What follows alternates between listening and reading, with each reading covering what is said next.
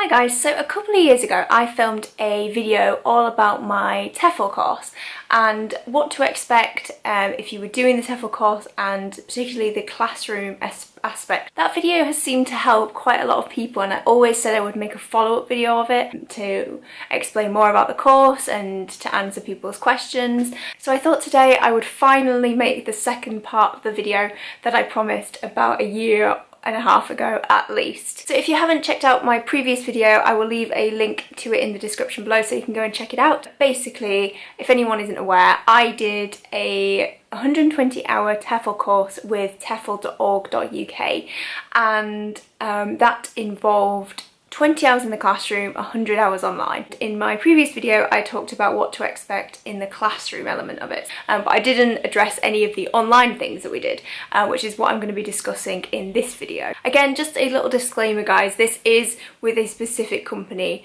and it is a specific course, so if you don't do the same as me, it might not be exactly the same, if that makes sense. So yeah, as I said before, I did the 120-hour course, so that was 20 hours in the classroom, 100 hours online. The 100 hours online is basically split into 3 sections.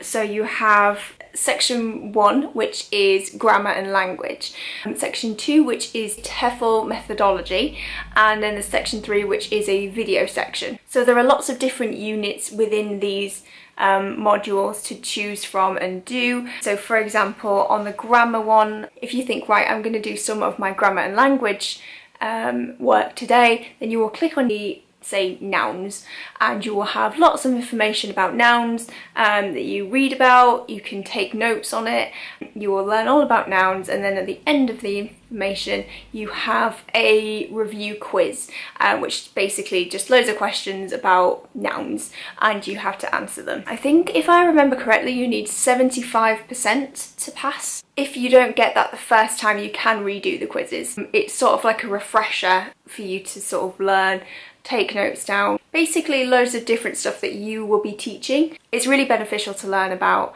I definitely recommend that you take your time with the grammar. It's not very interesting, I'm not gonna lie, but it is something that you have to do your TEFL, and it is worth it in the end because you do feel a lot more clued up about what you are potentially gonna teach, so that's good. So the second part of the course is the TEFL Methodology part. This is where the real sort of teaching abroad comes into play. Like, the grammar is very much about grammar, whereas this is what you're gonna actually need to use. So lesson plans, like teaching styles, classroom management, there's units on teaching one-to-one, there's a unit on teaching young learners, there's a unit on teaching adult learners, there is understanding the student and teacher rules. Yeah, it's very much what you will actually use, and that's why the TEFL methodology part is probably the most important part of the online course, is because it's actually stuff that you're going to implement if you was going to go and teach abroad. TEFL methodology is set out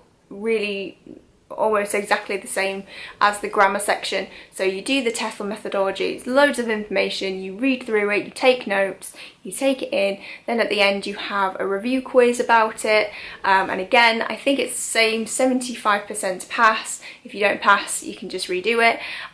The differences with the methodology stuff is that you have to do assessments as well, so you have to do like writing tasks, which sounds really daunting, but it actually sounds a lot worse than it is. A lot of the time it will be like a lesson plan that you are writing about. It might sort of say, right, for this sort of mock lesson you're going to teach food, so how would you introduce the topic of food to a class of intermediate students who are 10 years old? And you might say, right, I would start off with a game, and you would say what the game is, how you would get the kids involved. I think the assessments are like 100 words, 200 words, really sort of easy. It's not like university where you're having to write like 10,000 words or anything like that. Really quite simple. There is a bigger assessment towards the end, which I think is about 1,000 words, but that is, I think, if I'm remembering right, a whole lesson plan. So you would do like your introduction, so introducing the language you're going to use, games, things like that, then like the main concrete part of the lesson, and then the wind down as well. So you would implement all these different elements into this assessment. The other thing I forgot to mention actually with Tefl is that you get assigned an online tutor. The online tutor, I can't remember the name of mine to be honest. I didn't have a whole lot of interaction with him because I just got on with it. But they are basically the person that you go to if you have any questions. They will be the person that marks your tests and your assessments, and ultimately decides if you have got the certificate or not, basically. But if you do have questions as you're going through the course, then you can get in touch with these people that are assigned to you and they will help you out with whatever it is you need, which is good. There's also a thing called the Common Room, which is basically an online forum of people that are doing the course as well. So they might have some questions. If people have questions about the assessments and things like that, or if they're struggling with how to word things or what to do, then you can go on this forum and help each other out, basically, which is another good part of this course, is that you do get a lot of help when you're doing it. So there's the grammar section, the Tefl Methodology section, that's really hard to say. The final section is a video section. So this is probably the easiest one. It's basically a bunch of videos that you have to watch and observe and basically learn from. So you would say what they did well, what they could do better, how those videos influence your teaching, and again it's the same sort of thing. You do quizzes at the end of it, probably assessments as well. So yeah, the video one's definitely the easiest. I would say the grammar one is probably the hardest going, just because it's the least interesting, I think. The Tefl methodology seems like a lot to learn, but it's more fun because it's what you're wanting to do. So that is basically the online course. I don't feel like I've given that much information.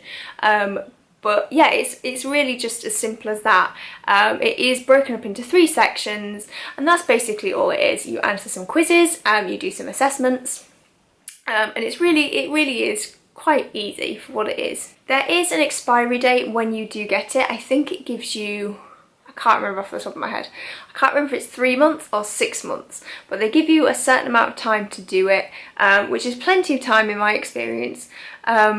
However, if you were struggling and you did want to do it a bit slower, you can pay for like extensions. So you can pay for, I think, a week, a month, 3 months, or something like that. If you do have any questions about it, if you want to know more about the online stuff through Tefl, please do leave a comment and I will be happy to get back to you as quickly as I can. I will leave links and things below down to the website that I used, as well as, like I say, that previous video about the classroom part of my course. When I was making notes for this video, I did come across a really helpful video that I found on YouTube actually, which is basically what I have just said, but he actually goes on the computer and shows you it, so it seems a little bit more simpler to understand, I think. So I will link that down below as well. As ever guys, thank you so much for watching. I hope I have helped a few of you. Do give it a thumbs up if you have enjoyed this video, and subscribe to see more from me, and as ever I will see you in my next video. Bye guys!